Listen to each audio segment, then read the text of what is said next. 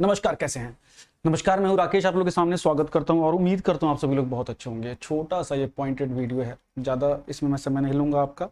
69,000 की जो शिक्षक भर्ती थी उत्तर प्रदेश में 2019 में जो हुई थी, उसके ऊपर आप लोगों को खैर पता ही है सारा कुछ कि हाई कोर्ट का एक बड़ा डिसीजन आया है इसकी वैकेंसी की वैलिडिटी के ऊपर, जो इसमें कुछ अनॉमलीज डेवलप हो गई थी, विसंगतियाँ डेवलप हो गई थी काउंसलिंग के दौरान, सिलेक्शन फाइनल सिलेक्शन देते समय। उसके ऊपर हाई कोर्ट का बड़ा निर्णय आया है कि फिर से नई लिस्ट बनाई जाए ना, न्यू लिस्ट फॉर्मेशन के लिए आया है हाई कोर्ट का। फटाफट 1 मिनट में बैकग्राउंड में जाएंगे कि जिन लोगों ने 69,000 जो वैकेंसी 2018 में आई थी उसके अंतर्गत जो परीक्षा पास की थी, उसके बाद फिर काउंसलिंग होती है और पोस्ट अलॉट होती हैं, मतलब डिस्ट्रिक्ट अलॉट हुए थे। उसमें जब लिस्ट प्रिपरेशन हो रही थी तो ये बातें लगी हैं, ये आरोप लगे थे स्टूडेंट्स के कि उसमें जो कैटेगरीज थी अलग अलग, उसमें उन जो रिक्रूटमेंट रूल्स हैं, जो नियमावली हैं उत्तर प्रदेश सरकार की, उसको सही प्रकार से फॉलो अप नहीं हो पाई थी वो, है ना। और उसकी वजह से बहुत सारे कैंडिडेट्स जो हैं वो रह गए थे एक प्रकार से, जिनको कि उस कैटेगरी का लाभ मिलना चाहिए था, लेकिन वो लाभ नहीं मिल पाया। अगर साधारण शब्दों में देखा जाए तो मतलब तरीके से जो कैटेगरी का स्टूडेंट जनरल की कट ऑफ से ऊपर, है ना, अनरिजर्व की कैटेगरी के कट ऑफ से ऊपर अगर मार्क्स पाता है तो वो अनरिजर्व या जनरल पोस्ट में आता है ना। लेकिन उस काउंसलिंग के बाद उस सिलेक्शन में सबको अपनी अपनी कैटेगरी में ही रख दिया गया, है ना। तो ये यहाँ क्या हुआ कि जो जिसने जनरल में क्वालिफाई किया था उसको भी उसकी कैटेगरी में ही उसको सिलेक्शन दिया गया, और इस वजह से जो कट ऑफ में पीछे थे कैटेगरी के बच्चे वो फिर वाइप आउट होकर बाहर निकल गए। और ये भी कैसे हो गया, ये भी लगता है कि जो, क्योंकि उसमें ना जो फाइनल मेरिट लिस्ट बनी थी उसमें 60% रिटर्न एग्जाम की वेटेज थी, 40% आपके एकेडमिक्स की वेटेज थी, जो आपके 10+2 और 10th और जो जो आपके टेट का स्कोर है सारे को करके जो परसेंटेज क्रिएट था, उसमें हम नहीं जाएंगे। उसको मिला के जो फाइनल लिस्ट बनी उसमें ये विसंगति बन गई कि शायद कई बार हो जाता है कि हम ओवरलुक कर देते हैं, सिर्फ जो एग्जाम के का रिजल्ट है, जो मार्क्स है, उसको ध्यान में शायद दे दिया गया हो, बाकी चीज़ें ध्यान में नहीं दी गई हो, तो उससे जो मेरिट लिस्ट बनी हो उसमें जो पीछे स्टूडेंट रह गए थे कैटेगरी के, वो वाइप आउट हो गए थे, है ना। तो मोटी मोटी भाषा में तो यही कहा गया है कि जिन स्टूडेंट्स को जनरल कैटेगरी में सिलेक्शन लेना चाहिए था वो अपनी कैटेगरी में ही डाल दिए गए। इस वजह से जो कैटेगरी में और जो लोग आने वाले थे वो नहीं आ पाए और इस वजह से लॉस हुआ है। तो इसमें दो पॉसिबिलिटी हैं। एक पॉसिबिलिटी क्लियरली बोल दी गई कि इस सेशन 90 दिन का पहली बात तो समय दिया गया है ना, 90 डेज में लिस्ट ये बनेगी नहीं, है ना। हाई कोर्ट की डबल बेंच का डिसीजन है, अगर इसके बाद सुप्रीम कोर्ट का ही रास्ता बचता है एक तो।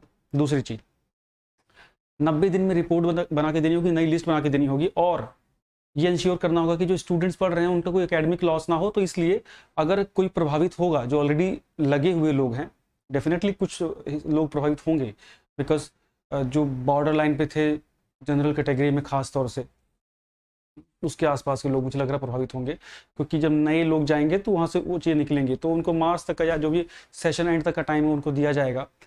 और वाकई में कई चीज़ें होंगी। आप जो लोग बॉर्डर लाइन पर रह गए थे फिर से उनको उम्मीद बन सकती है, बिकॉज नहीं, अब पूरी सिस्टम ही, पूरा काउंसलिंग फिर से नया होगा। अभी देखना होगा सरकार इसको किस तरह से लेती है। दूसरी चीज़, अब सरकार इस पर क्या रिएक्शन देती है, क्या सरकार आगे हायर कोर्ट में जाने की सोच रही है या इस पर काम करना शुरू करेगी। अभी तक तो बॉडी लैंग्वेज देख के लग रहा है, या जैसे रिएक्शंस आ रहे हैं कि शायद सरकार इस नई लिस्ट बनाने पे काम करेगी। शायद सरकार को लग रहा है कि हाँ यहाँ गलती हुई थी, या इसमें जो भी कुछ कमियाँ थी, और कोर्ट के डिसीजन को शायद एंडोर्स करें। अगर नहीं तो अगर सरकार आगे भी जाएगी तो वो भी पता लग जाएगा, जल्द ही पता लग जाएगा। तो इसमें अभी तो देखिए बहुत उपापोह की स्थिति है, बहुत ज़्यादा परेशान नहीं होना है। जो लोग लगे हुए हैं उनको तो बड़ा आसान है उनको बोल देना कि आप चिंता मत कीजिए, लेकिन ऑफकोर्स चिंता होगी, लेकिन संयम बनाए रखिए। अभी कुछ दिन लगेंगे पिक्चर क्लियर होने में, डेफिनेटली लगेंगे पिक्चर क्लियर होने में। और बहुत दुख होता है जब किसी का दोष नहीं होता है, चीज़ें इस प्रकार से हुई, इसमें तो किसी छात्र का कोई दोष नहीं कहा जाएगा। जिनका सिलेक्शन नहीं हुआ उनके साथ भी अन्याय हुआ, और अब जो ये परिस्थिति बन गई है, अब जो बहुत से लोग बाहर भी होंगे, अब वो भी, उनको भी यही लगेगा कि हम, हमारा ही क्या दोष था, है ना।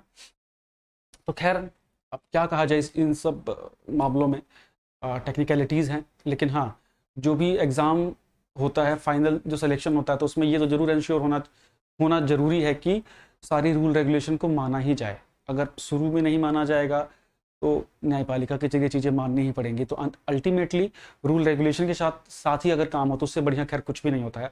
और अभी हम ये उम्मीद कर सकते हैं कि अब जो जो भी डिसीजन लेगी गवर्नमेंट या जो भी आगे कार्य होंगे वो बेहद परिपूर्ण होंगे, सो दैट कि ये डर ना रहे कि 4 वर्ष 5 वर्ष नौकरी करने के बाद भी व्यक्ति को खतरा बना रहे।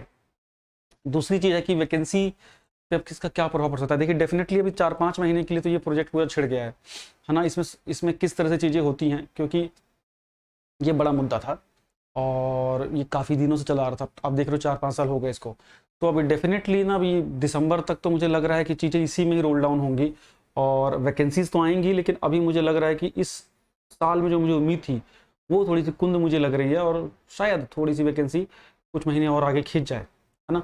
और अब तो सरकार के लिए मुझे लगता है कि पहला बड़ा मुद्दा, अगर सरकार इस डिसीजन को एंडोर्स कर लेते हैं तो सबसे बड़ी चीज़ यही रहेगी, क्योंकि इसमें समय लगेगा, डेफिनेटली लगेगा और इसमें बहुत ही सावधानी बरतने की भी आवश्यकता रहेगी, किसी के साथ अन्याय किसी प्रकार का ना हो। हाई कोर्ट ने इस बात को क्लियरली बोला भी है। दो चीज़ें एकदम क्लियर कर लीजिए, कुछ नए लोग अब इसमें होने टीचर बनने जा रहे हैं और कुछ जो ऑलरेडी टीचर लगे हुए थे शायद उनके लिए बुरा दिन हो सकता है, क्या कह सकते हैं, है ना। ये देखने वाली बात होगी कि अभी गवर्नमेंट के कुछ नोटिफिकेशंस आएंगे, कुछ चीज़ें होंगी, क्लैरिटी होंगी, कुछ शायद काउंसलिंग्स भी हों, है ना। तो उसका वेट कीजिए अभी तो, और उसके बाद ही हम एक राय बना पाएंगे, ठीक है। इसके साथ साथ अब जो लोग जहाँ के लिए भी एलिजिबल हैं वो एग्ज़ाम जरूर देते रहिए, है ना। हरियाणा में प्राइमरी वैकेंसी निकली, जो एचटेट क्वालिफाइड लोग हैं, एचटेट का क्वालिफाइड है तो प्राइमरी में हरियाणा में वैकेंसी के लिए भी हाथ आजमा सकते हैं। जहाँ भी भर्ती का मौका मिले उस एग्ज़ाम को मन लगा के करना होगा। और बहुत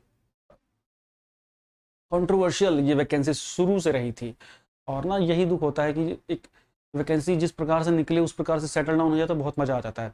खैर, हम यही उम्मीद कर सकते हैं कि सबके साथ न्याय होगा और आगे के जो करीब हफ्ता 15 दिन हैं ये बहुत क्रूशल होने वाले हैं, तो नज़र बना के रखिएगा, ठीक है। नेक्स्ट वीडियो में आप लोगों को जल्दी मिलता हूँ। Thank you so much, bye bye.